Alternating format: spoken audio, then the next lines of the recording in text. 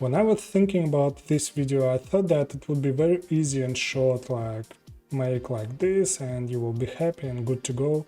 However, it looks like there are lots of things that you need to keep in mind before making a choice. So if still you'd like a quick answer, then take any of this, it will be awesome. I mean, most of the time you won't be in a problem.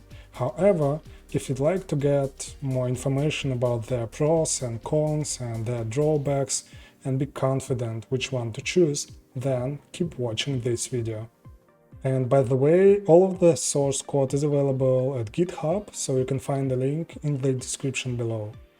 In fact, there are 3 different ways how you can accomplish this task. First of all, with HTML markup.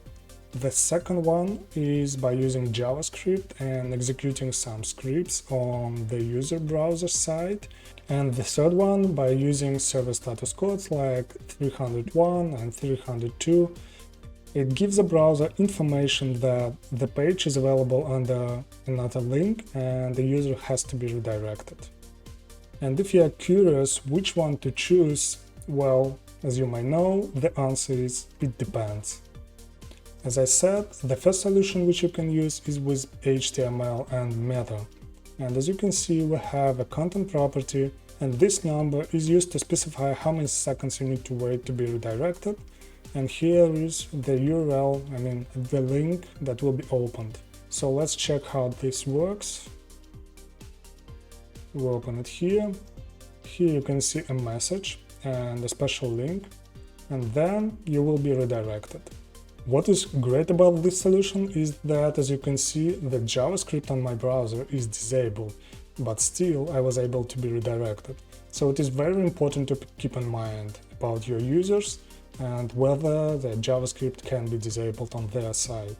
What I also want to mention is that if you'd like to change this 5 to 0, you can see that you will be redirected instantly, I mean immediately, and it is also nice to know. Another thing which is suggested by standard is that you are not required to specify an URL. It means that if you open this page, it will be refreshed over and over and over again every 5 seconds. So they have a point that it can be probably helpful for news websites or for someone who'd like to refresh their feed every specific time, but actually I think that in 2020 it doesn't make lots of sense, but still it's good to know. I also want to pay your attention to this message. I think actually it is very helpful to give your user more information what's happening and to do not distract him, because when you just open a page and it gets redirected, you think that, oh, what's wrong, what's happening? Another thing is this sentence and this link. It can also be very helpful if, for whatever reason, your user was not redirected. It is just another way to get things under his control and to be redirected manually, for example.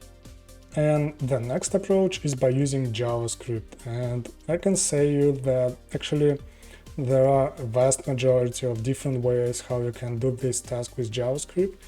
Let's start with, for example, an unload property on the body tag. You can open this one, and what you can see now is that unfortunately I won't be redirected.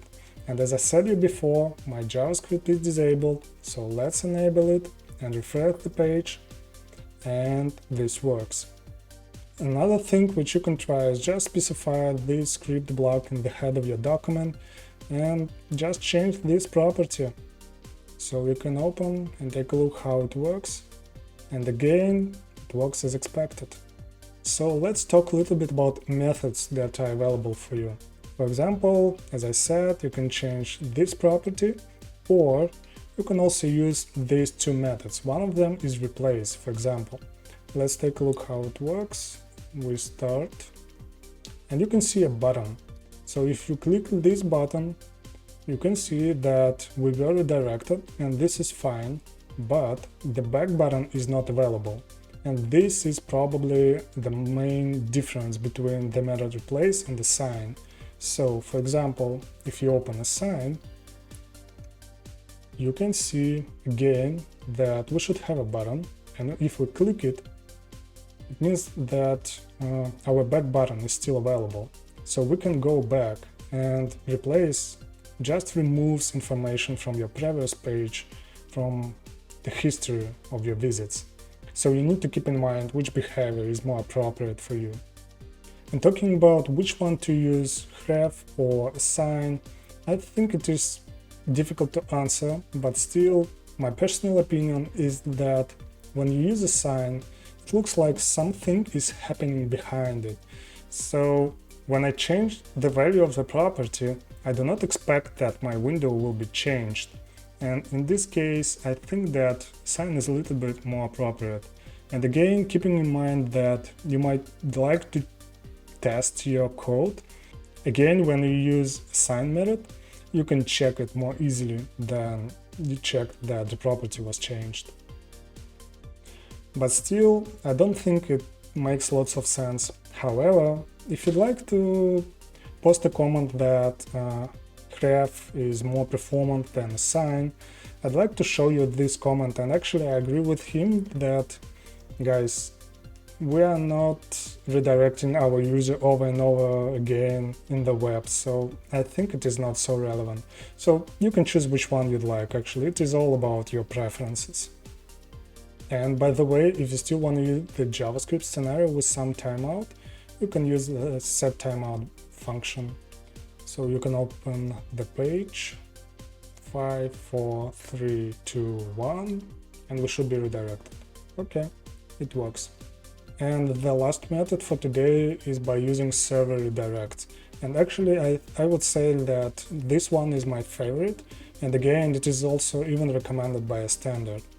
And the main idea why it is so popular is, first of all, your browser is not required to load the entire document. Since these status codes are obtained from headers, it means that you don't even need to reload the entire document. I mean, you reduce the number of traffic in network. The second thing is that browser doesn't need to execute JavaScript. It means that, again, JavaScript can be even disabled. Third, and I think the most important thing about all of this, is that this is the way how it is recommended by search engines. It means that if you have a website which is indexed and there are some crawlers from Google or Yahoo, I don't know. Is there someone who is using Yahoo? Let me know about it. So they say that if you move to another website, I mean another domain name, or your URL format has been changed, then you should use these server redirects. And even though in 2020 there are opinions that JavaScript is already executed in Google and it is not a big deal, well, I would still stick to this one. And the last point about this solution is I think that it is a little bit more consistent. So keep in mind that users may not only use a browser while working with your page. For example, it can be an API, or it can be, I don't know, any other crawlers. So if you'd like to let them know that the page is available under another URL, well, I think you would agree with me that it would be very, very difficult to get this information from JavaScript for sure, or maybe from HTML. And it is so way easier to get this info from just a status code. So, just to summarize which one to use. Meta. If you're concerned that JavaScript can be disabled and you are sure that browser supports this tag, but actually, as I know, all of the browsers support it if it's not very outdated. And again, if you want to show some reason or message to your user what's happening and why, in this case I would stick with Meta. The second solution is with JavaScript. And again, I think that if you don't care about SEO and you are developing some business logic with React or Angular or anything like that, and again, you don't care about consistency, that user may not understand what's going on, I mean, based on your markup. In this case, I think that JavaScript is a good approach for you. And the rest of you who has a little bit more knowledge on how these servers work and how to specify these redirects, and who are also very critical to SEO, I think that these server-side solutions are the way to go for you. Thanks for watching, my name is Maxim and you are on a Seasoned Dev channel. Let me know in a comment which one have you chosen. I am very interesting, and what was the reason behind it. And if you enjoyed this video, so just like it and subscribe to the channel.